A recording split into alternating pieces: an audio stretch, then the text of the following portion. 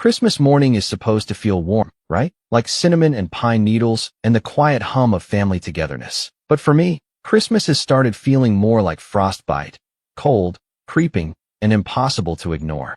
I'm 36 now, and I've spent most of my adult life pretending that being excluded didn't sting, that family ties weren't supposed to strangle. But this year broke something. Or maybe it revealed something that was already broken long ago. My name's Riley. I'm the oldest of 3 siblings, me, then my sister Tessa, 33, and our younger brother Sean, 29. Growing up, I was the quiet one. Not shy, exactly, but always the one expected to understand. When Tessa threw tantrums, I was told to be patient. When Sean failed a class or crashed Dad's car, I was told, don't be too hard on him. Riley, he's still figuring things out. That was the soundtrack of my childhood. You're the responsible one. You're the easy one. You're the one we don't have to worry about. At some point, that stopped feeling like a compliment and started sounding like a dismissal. I left home at 18 for college and never really moved back. I worked hard, built my own tech company, and, after nearly burning out by 30, sold it for more money than I'll probably ever need. I kept my success quiet, though. No big announcements, no Lamborghini in the driveway. That's never been me. I still drive a 10-year-old Subaru, wear clothes until they fade, and never once mentioned to my family that I'm technically a multimillionaire. Not because I wanted to test them or anything dramatic like that, but because I knew, deep down, that money would change the way they saw me. And not in a good way. Tessa, on the other hand, has always been about optics. She lives for Instagram stories of candid family brunches where everyone's mysteriously wearing coordinated outfits. She documents her life like she's pitching a Hallmark movie, all carefully curated smiles and seasonal throw pillows. She's married to Mark, who is just as obsessed with appearances, and they have 2 kids, Ashton, 6, and Everly, 4. Tessa calls them her miracles and insists the rest of us refer to them as the littles, which honestly makes my skin crawl a little every time. Sean floats. That's the best way I can describe him. One month he's selling real estate. The next he's doing landscape design. The next he's launching a podcast about mindful masculinity that disappears after 3 episodes. He's always had charm, though. That easy, disarming way of making everyone feel like they're the most important person in the room. It worked on my parents, still does, if we're being honest. Our parents, Joyce and Daniel, are, well, complicated. My mom's the kind of woman who calls herself brutally honest when she's really just rude. My dad's quieter, but no less passive-aggressive. They mean well. Or at least, they convince themselves they do. But over the years, their accidental slights started to feel pretty intentional. Like when they forgot to tell me about Sean's engagement party, then insisted they thought I wouldn't be able to make it anyway. Or when I gifted them a trip to Napa for their anniversary, and they spent the entire time posting photos captioned, "Thanks to our wonderful Tessa for organizing this," as if I didn't exist. But this Christmas was different. I'd been living in Seattle for the past 5 years, but I bought a cabin just outside Denver last summer. A place with big windows, a roaring fireplace, and enough room for everyone to gather comfortably. I thought, maybe foolishly, that it could be the start of something new. A fresh tradition. I offered it to the family as a potential Christmas spot back in September. I even emailed pictures. No one responded. Then in November, Mom casually mentioned that Tessa's offered to host this year. It just makes more sense with the kids. I nodded, told her I understood. But deep down, something cracked. I had offered to host. I had already decorated the damn cabin. I had blocked off the entire week in my calendar. But once again, my gesture was treated like an afterthought. Still, I told myself it was fine. That I could spend Christmas on my own, maybe invite a few friends over, go snowshoeing, start a new tradition. I try not to take it personally. I even shipped gifts to Tessa's house for the kids, wrapped, labeled, no drama, just so they'd know I hadn't disappeared. And then Christmas morning came.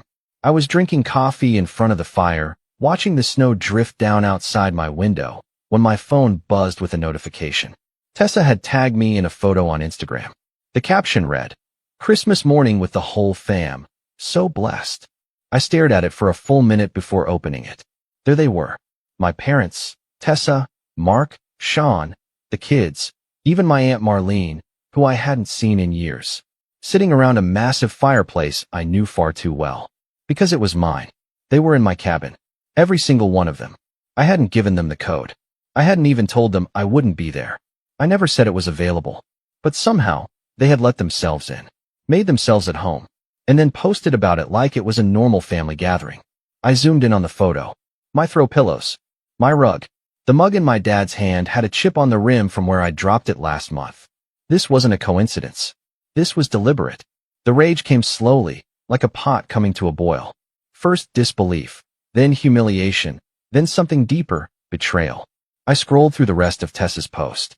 Dozens of photos. The kids opening gifts under my tree, Mom and Tessa baking cookies in my kitchen, Sean making a cheers gesture with one of my limited edition whiskey glasses. Not one text. Not one call. Not a single mention that they were using my space. I almost threw my phone across the room. Instead, I took a breath, opened the comments, and typed, "Love this. Just FYI, the cabin you're in? I own it. Tenants move in January 3rd. Then I hit send. 3 minutes later, the post vanished. The silence that followed was deafening. And then my phone started buzzing. 61 calls in the span of an hour. 14 voicemails. All from my parents, Tessa, Sean, even Mark. Texts rolled in like hailstones. "Riley, can we talk? Why would you do that? Don't ruin this for the kids." It was just a misunderstanding. But was it? I stood in that quiet cabin, staring at the fire as my phone vibrated on the kitchen counter. And for the first time in a long time, I didn't feel guilty. I felt awake. And that was the moment I decided I wasn't letting this go. Not this time. For the first few hours, I ignored the calls. I turned my phone face down, let the buzzing become background noise, and tried to calm the storm building in my chest. But when the voicemails started piling up, 14 by the end of the day, I knew I had to listen. Not because I wanted to make peace, but because I needed to know just how deep the betrayal ran. The first one was from my mom. Voice syrupy sweet, but laced with that edge I knew too well. "Riley, honey, I think there's been a huge misunderstanding. We thought you weren't coming, and Tessa said it'd be fine to use the cabin. You never said you were using it, and it's not like we trashed anything. Please don't overreact. Call me." The second was my dad, his voice low and stiff. "Riley, this isn't the way to handle things. Family talks these things through. Don't make this about ownership. Call us back." Then came Tessa. "Oh my God, Riley, seriously? You're really going to put tenants in the cabin over Christmas? Without warning? You blindsided us. Everyone's upset, especially the kids." Ashton cried. Everly asked why Uncle Riley was being mean. "I don't know what's gotten into you, but this is so selfish." That one almost made me laugh. I was being selfish? For reclaiming my own space? After they snuck into it, hosted a party, and plastered it across social media like it was some family fairy tale I'd been too cold-hearted to join? Sean's voicemail was short. "Bro, I don't know what the hell that comment was about, but you need to chill. You weren't even coming. Nobody thought you cared. Don't burn bridges over this, man. It's Christmas." That voicemail was when the simmer turned into a boil. I'd been chill my entire life. Letting things slide. Swallowing the hurt. Laughing off slights like they were just quirks of family. But this wasn't an oversight. This wasn't a scheduling mix-up. This was my entire family deciding I didn't matter. Not enough to invite. Not enough to ask.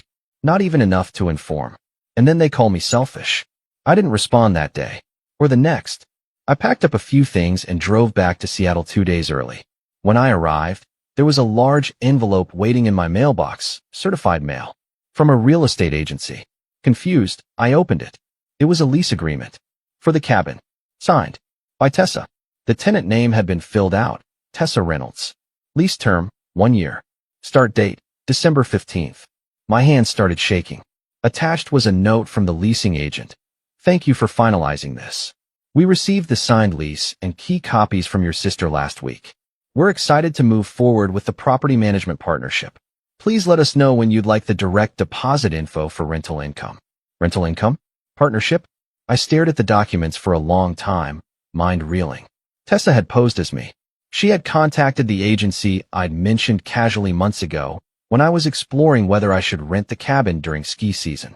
She had given them the access code, had keys made, and even filled out paperwork in my name. The lease was technically void, since it didn't have my signature, but the boldness of it stunned me. She'd planned this. The whole family gathering at my cabin wasn't a spontaneous Christmas miracle. It was orchestrated, and they'd never planned to tell me. I drove straight to my lawyer's office the next morning. Rebecca's been my real estate attorney for years, calm, no nonsense, and fiercely competent. When I showed her the lease, she whistled softly. "This is borderline fraud," she said, flipping through the pages.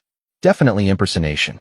She's lucky the agency didn't wire funds yet, or she'd be in even deeper." I didn't even know what to say. I just sat there, gripping the edge of the chair like the ground was shifting beneath me. Rebecca leaned forward. "Riley, I know this is family, but you need to decide how far you're willing to go. We can stop this, but it might get ugly." Ugly. That word echoed in my head all day.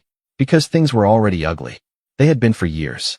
This was just the first time I couldn't pretend otherwise. I didn't call my sister. I didn't confront her. I wanted to hear it from her lips. I wanted to see if she'd lie to my face. So when Mom called again, her fourth call that day, I picked up. "Hi," I said flatly. "Oh, honey," she breathed, like we were on the brink of reconciliation. "I'm so glad you answered. I've been worried sick." "Really?" I asked. "Because it seems like you've all been having a great time." There was a pause. "It wasn't personal, Riley. You're always so busy. And Tessa she had this whole thing planned." "Planned?" I said, voice tightening. "So you knew it was my cabin?" Another pause. "Well, yes. But she said you weren't using it. And she thought it would be nice for everyone." "She also signed a lease," I said. Silence. "She what?" my mom whispered. "She submitted a forged lease to a rental agency," I said, forcing calm into my voice. "Using my name. My address. She gave them keys. Codes. Access to a property I own." "That can't be right," Mom said. "Tessa wouldn't." "She did." More silence. Then, "Well, maybe she thought you'd changed your mind. You never said you'd be using it." "I never said you could use it," I snapped. "Let alone lease it out. Do you realize how insane this is?" She huffed. "You're blowing this out of proportion, Riley. It's family. Sometimes we do things informally. Forging my signature isn't informal, Mom. It's illegal." She clicked her tongue. "Why are you being so harsh? It's Christmas." There it was again. That old guilt. But it didn't work this time. "Because you all made a choice," I said. "You chose to go behind my back. You chose to erase me. So don't talk to me about Christmas." I hung up. And that was the last time I spoke to her that week. 3 days later, Sean showed up in Seattle. I opened the door to find him standing there, sheepish grin on his face, hands shoved in the pockets of a too expensive leather jacket. "Bro," he said. "Let's talk." I didn't move. "How did you know where I live?" "Tessa," he said, without blinking. "She said you'd cool off by now." I stepped aside, not because I wanted to forgive him, but because I needed answers. We sat in my living room. I didn't offer him a drink. Sean looked around. "This place is nice. Didn't realize you were doing this well." That rankled. "I keep my business private." "Yeah," he said. Clearly. There was a long pause. "I didn't know about the lease," he said finally. "I swear. I thought you were letting her use the place." "And you didn't think it was weird that I wasn't there?" I asked. "That I hadn't posted, called, or shown up?" He shrugged. "I figured you were doing your solo thing again. You're hard to read, man." I didn't respond. Sean leaned forward. "Look, I get it. It was messed up. But you know how Tessa is. She thinks everything is hers by default. Always has. She crossed a line." "I know," he said quickly. "And she knows. But if you press charges or sue or something, Mom's gonna have a meltdown. Dad too. You're gonna nuke the family over this." "They already nuked it," I said. He rubbed his jaw. "So what now?" "I don't know," I said truthfully. "But I'm not sweeping this under the rug." He left soon after. Didn't argue. Didn't apologize again either. But later that night, I got a text from Tessa. "Sean told me you're being serious about this. Riley, you wouldn't actually ruin our family over a cabin. You've always had a flair for dramatics, but this is too far. Let it go." I stared at the message for a long time. Then I typed a single sentence and hit send. "I've let a lot go, Tessa, but not this." And that's when everything started to unravel. The fallout wasn't loud. It didn't come crashing down like in movies. No dramatic confrontations in the rain. No tables flipped at family dinners. It was quieter than that. More suffocating. Like the slow spread of cold air under a door. The kind of silence that hums in the background and makes your skin itch. For the next few weeks, the family group chat went dark. Not that I expected applause for finally standing up for myself, but the sheer, synchronized silence was jarring. Nobody said a word. Not even the passive-aggressive hope everyone's doing well messages that usually followed arguments. It was like I'd been carved out, neatly, like fat from meat. Still technically there, but not wanted. January rolled in fast, and the Denver cabin echoed with the sound of movers. I flew back for 2 days to oversee the transition. Boxes, signatures, walkthroughs, keys handed off to new tenants. I changed the door codes, updated the listing with the management agency under my name only, and removed all backup keys. I'd locked down everything, literally and figuratively. And yet, the place felt hollow. Not because I missed them, but because I realized, maybe for the first time in my adult life, that the version of family I'd been chasing didn't exist. Not really. It had always been an illusion, fragile, scripted, photoshopped into existence by people who smiled wide for the holiday card and then cut you out of the picture the moment it became inconvenient. I sat alone in the cabin that night, last night before tenants moved in, on the floor, wrapped in a throw blanket, drinking tea that tasted like paper. The furniture had been cleaned, the decorations boxed. It didn't feel like mine anymore, and oddly, that made it easier to let go. I realized I didn't want this place to be some shrine to forgiveness. I didn't want it to sit empty waiting for a family that would never knock. So I stopped waiting. The next few months were quiet, but not empty. I threw myself into work, not out of escapism, but purpose. I'd been toying with an idea for months, something tech-adjacent, but more personal. A mentorship platform for young entrepreneurs who didn't come from flashy backgrounds or elite universities. People like me, quiet builders, overlooked minds, the ones expected to understand, while others got the spotlight. I started sketching it out. Slowly, methodically. Late nights, early mornings, whiteboards and wireframes. I didn't tell anyone. I didn't need applause this time. There's something strange about working in silence after years of trying to be heard. At first, it's disorienting. You wonder if you're disappearing. But then, it becomes power. You start doing things for you. Not for validation. Not to prove a point. Just because it matters to you. I built a skeleton team. 2 designers, 1 back-end engineer, 1 community lead. All of them freelancers I'd worked with before. We called it Foundry, because it was about building, shaping, forging something real. At night, I walked. Just walked. Around my neighborhood in Seattle. No headphones. No distractions. I needed to learn how to be alone without feeling punished. I started noticing things I hadn't seen in years. The uneven sidewalk near the corner bakery, the old man with the blue cap who always nodded at me, the cat that seemed to own the entire block. The world had been there all along. I'd just been looking somewhere else. I also started therapy. Not because of the cabin. Not because of Tessa. But because I realized I'd been carrying too much for too long and calling it strength. The therapist, Marla, was a gentle, thoughtful woman who asked very little in the first few sessions. Just enough to let me empty out the clutter. Memories of being skipped over. Dismissed. Used. You said something interesting last week, she said one Thursday. You said, I'm the one who never needed anything. Do you think that was true? I shrugged. I think it's what they wanted to believe. She nodded slowly. And what did you want? It was such a simple question. But I didn't have an answer. I started journaling after that. Not every day, just when it felt like too much. I wrote down things I never said aloud. Like how I'd always hated being the easy child. How it wasn't easy to be quiet. How it hurt to buy gifts no one remembered, to send messages no one replied to show up and be invisible. I wrote about the cabin. I wrote about Christmas. I wrote about the night I saw the Instagram post and how the silence afterward had felt louder than any argument we'd ever had. And slowly, so slowly, I started feeling something strange. Not peace exactly, but clarity. I realized I didn't miss them. I missed the idea of them. The family I'd built in my head. The one that cared, that called, that showed up without being asked. That family didn't exist. Maybe it never had. And grieving it like a death felt oddly healing. One night in February, I got a message from Mark, Tessa's husband. Hey man, I know things are tense. Just wanted you to know I had no idea about the lease stuff. That was all, Tessa. We didn't mean to hurt you. I stared at the message for a long time. There was no apology. Just a quiet absolving of responsibility. I didn't reply. 2 days later, I got a call from a Denver number I didn't recognize. I let it go to voicemail. Hi Riley, this is Kathy from Snowview Elementary. I'm calling because Everly listed you as an emergency contact on her school file. There's no issue, Just a clerical update. But we wanted to confirm if that information is still accurate. I blinked at the phone. I wasn't even told I was listed.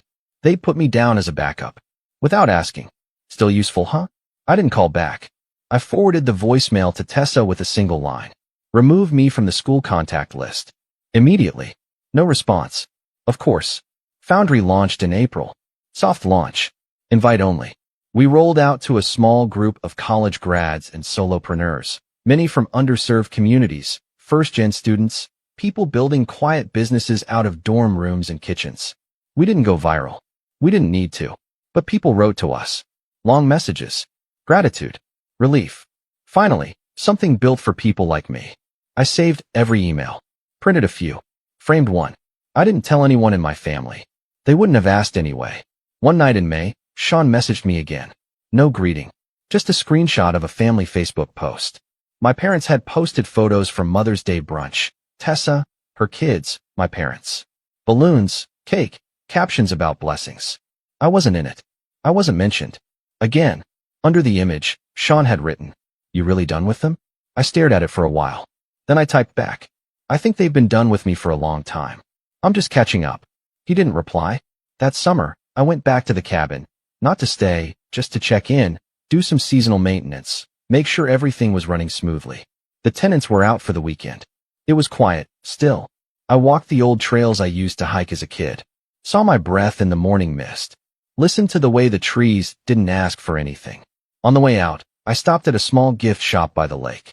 A carved wood sign caught my eye. It read, "Family isn't who you come from. It's who stands with you when you stop trying to earn it." I bought it. Hung it in my apartment entryway. The next time my phone rang with a family name, I let it ring out. I didn't even flinch. Because I wasn't falling anymore. I was climbing. And I was starting to like the view. The funny thing about clarity is that once it clicks into place, you start seeing patterns that were there all along. Little things I used to excuse. Mom's backhanded comments. Tessa's snide jokes wrapped in just teasing. Sean's disappearances whenever things got inconvenient. Began to look less like isolated slips and more like a blueprint. A carefully balanced system where I played a role, the background character, the reliable one, the one who wouldn't make a fuss. And as long as I stayed in that role, everything ran smoothly for them. But now, I was out of frame, and they didn't know what to do. By early June, I was in a different place entirely, emotionally, mentally, even physically. I'd moved to a new condo near Pike Place Market. Exposed brick, wide windows, a view of the water if you tilted your head just right. It wasn't extravagant, but it was mine. No shared keys. No forced smiles and group photos. Just peace. I'd also taken the time to revisit some legal matters. The cabin, for example. After the forged lease incident, I'd updated the ownership records to route everything through a holding company I quietly set up called Lurwood Ventures. My name was nowhere public on the title anymore. The property taxes, the utilities, the contracts, they all pointed to Lurwood. If anyone went snooping, they'd hit a wall. Just a shell LLC in a chain of other shells. Why? Because I wanted to see if Tessa would try anything again. And I had a feeling she would. My instincts were proven right when I got an email from the property manager in late July. "Hi Riley. Just wanted to confirm something strange." A woman named Tess Reynolds emailed asking to regain management access to the cabin. She claimed to be the owner and sent a fake utility bill as proof. Thought you should know. I stared at the email. So she was still trying. Still clinging to the illusion that if she could just convince someone, anyone, that she had a right to my things, I'd eventually fold. But I wasn't folding anymore. I replied, "Thank you for flagging this. Please forward me the email and attach a copy to the incident log. I'll handle the rest." Then I reached out to Rebecca, my attorney, and we drafted a cease and desist letter. Not just for Tessa, but for all of them. See, the more I thought about it, the more I realized how deep the entitlement ran. It wasn't just the cabin. It was the dozens of little things that had stacked up over the years. The phone plans I'd been paying for since college, the credit card I'd once co-signed for Sean that was still being used, the shared Netflix account where I was still the one footing the bill, despite not being welcome at Christmas. I wanted it all cut. So I sat down, spreadsheet in front of me, and started tallying. Not just money, but patterns. Connections. How often I was the fallback plan. The silent donor. The emotional janitor cleaning up after everyone's mess. By the end of that week, I had a list and a plan. It started with quiet disentanglement. First, I froze the shared credit card. Sent Sean a courtesy email. This card is being deactivated. Any balances are your responsibility going forward. Please don't contact me about payment. I won't be covering it. Second, I pulled the plug on the shared family streaming accounts. Netflix, Hulu, Spotify, even the Ring account I'd once set up for Mom and Dad's house when they couldn't figure out how to install their own. Third, I removed myself from any and all emergency contact lists. Schools, doctors, even the vet for Tessa's dog. Yes, somehow, I'd ended up listed there too.